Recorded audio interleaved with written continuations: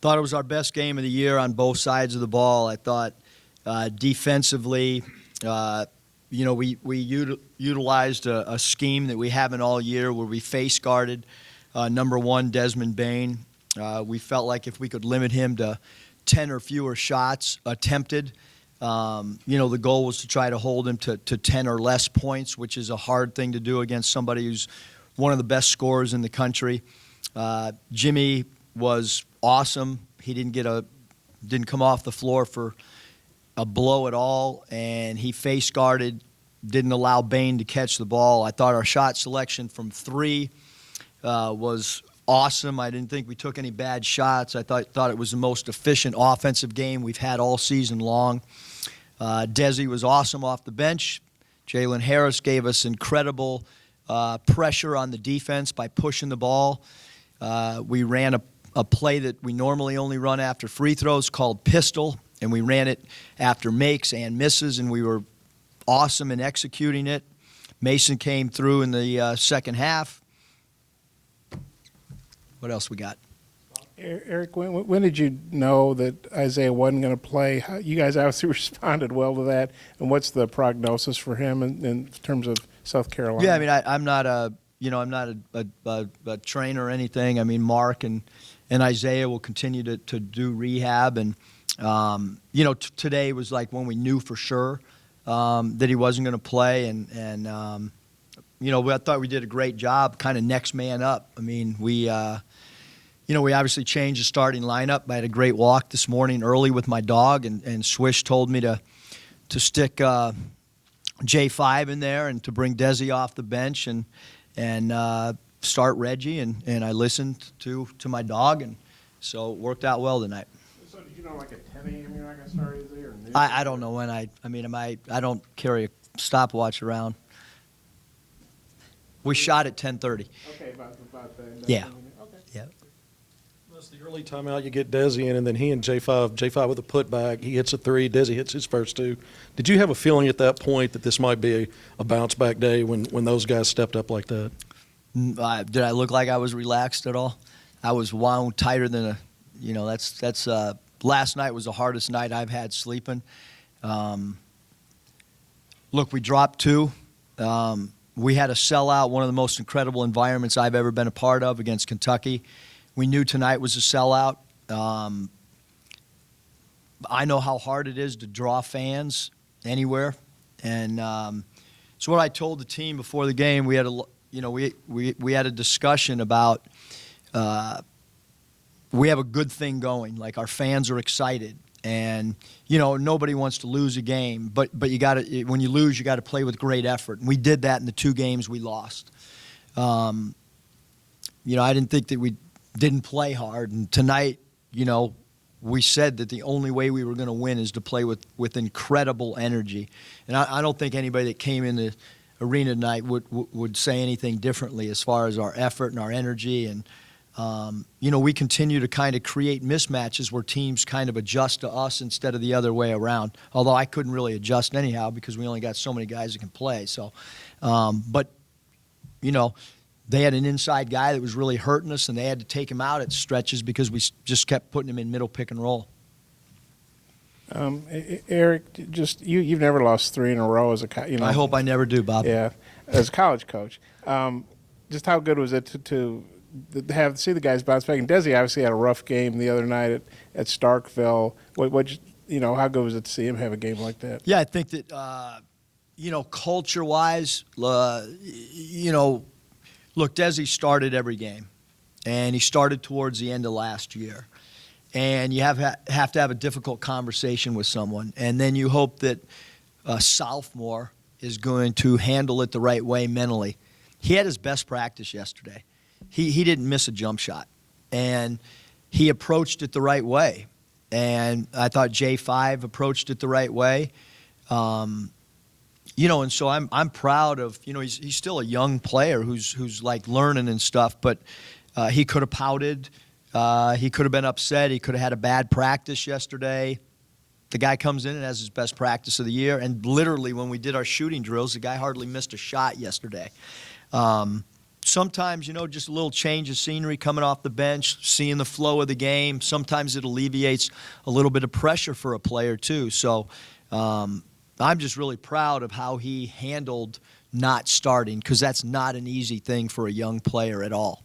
And then just as far as the way the team I thought that, like I said, Bob, I truly believe that was our best game. I really do. I thought defensively we were really good. I thought we did all we could on the defensive backboards. We weren't great on the defensive backboards, but we were pretty good on the defensive backboards. I thought, the way that we turned them over defensively was awesome in the first half. It was just okay in the second half. But, and then I thought, clock management from about the 6-minute mark on, I thought we did a great job of running the shot clock down to, 3 to 5 seconds.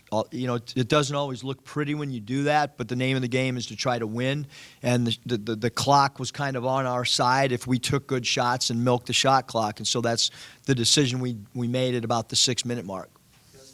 Jimmy Whitt had a big game when Mason Jones missed against Northern Kentucky. He comes back today, kind of the torchbearer again. Talk about him, and now 2/3 of the way through the season almost, just what he's meant to this team. Jimmy's I've been around two NBA-level defenders, Cody Martin, who's obviously in the NBA now, and Jimmy Whitt. Those are two NBA defenders that I've coached at the college level. I don't know if there's a college guard defensively that can do any more than Jimmy Whitt's doing. I don't have any stats. We had one game with TCU. I'd like to know how many games Bain has not had double figures, and I want to know how many games he only got 6 shots up, because they were running him off screens and they were setting triple screen, and Jimmy just kept, there was really only about a minute and a half stretch where Bain hit kind of back-to-back threes where he could even get free for a shot. And that guy cuts hard, and he's 6'6", and he's strong, and Jimmy just took him out of the game. Well, I have a kind of a follow-up on that. I mean, what kind of a residual effect do you think that had on TCU, the way they tried to run their offense? Because they looked very frustrated. Some carries, a lot of balls thrown away. How do you think the way you guarded Bain affected the rest of their team? Well, we felt like watching game film that they needed, Desmond Bain to get 15 shots up at minimum. And like I said, we had to go. We didn't want him to score over 10 points tonight. We felt like if he hit double digits, we were not doing our job. And they run that floppy action where he comes off a single or comes off a double screen. And we did probably the best job all year of jumping to the ball. So when the ball's in the middle of the floor and he comes off those baseline stagger screens, our point guard jumped to the ball and sat in his lap. And so I did think it frustrated him. And Jalen Harris and Desi were the two guys that jumped to the ball and kind of created an extra defender, or we had 1.5 guys on him at all times. This whole month, Jalen's assist numbers are up, turnovers are down. Do you feel like he's, playing a bunch of confidence, kind of in a groove right now? Yeah, I think, he's just so quick with the basketball, and, he changes our pace. Our wings run harder when he's in the game because they know that he's going to pitch it ahead. And, so I think he does. He changed the complexion of the game for us for sure. Scotty, yep. Yeah, Eric, I had a two-parter here. The first part, I don't know, you're doing a heck of a job of getting other coaches teed up, apparently. And this time you guys were able to build on that. How big was that? Because that was the start of a 12-2 run where you kind of got some cushion, went from 5 to 15, I guess. Yeah, I just think, shot selection and I'm not going to comment on, technicals or anything like that. I thought, we just kind of grinded the whole game out from an offensive shot selection standpoint. And then defensively, again, they're a really good three-point shooting team, and to hold them to 6 threes is pretty doggone good. Obviously, you don't have Isaiah, and then Mason only plays 9 because of foul trouble. Yet you guys were able to be ahead at halftime, kind of playing a makeshift lineup quite a bit. How big was that? It was huge. I think that, we've relied on those two guys offensively so much, but we have great confidence that Jimmy doesn't take any bad shots.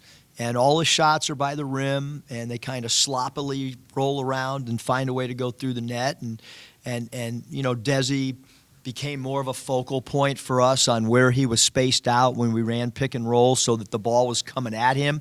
And if they kind of helped or stunted off of Desi, that he would get an open 3 ball. And so yeah, I mean, it's if somebody's not shooting, somebody else is going to get an opportunity. And so you just hope that those guys shoot the ball with confidence and let the ball have eyes and not force shots. And I didn't think we forced any shots tonight. I thought we took, again, I think our shot selection tonight was phenomenal.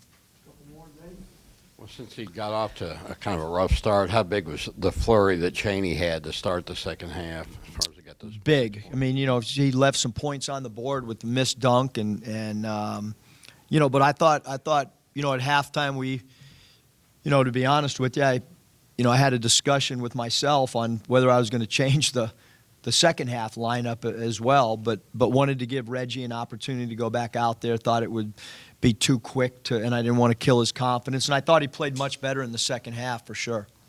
Yeah, Eric, obviously a lot of season left, but, in March this could be a pretty big win for you, and you've obviously beaten a Big Ten team on the road, an ACC team on the road. How good do you feel about how you guys did in the non-conference games and beating 3 Power 5 teams? I'm really happy tonight. I am. I mean, normally I'm maybe a little more subdued, not much, but it's huge. It really is. I mean, this was a game that we had to win. Had to win this game tonight. Indiana's playing well. That's going to be such a quality win. And when you look at non-conference and you say we beat 3 of those teams, that Power 5, 2 of them on the road, 1 of them home. We had not a good non-conference. We had a great non-conference, and we took care of business in the non-conference. Now we'll see what we do in our own conference. But as far as the non-conference play, because now that book and that chapter's closed, I thought we were awesome. Thanks.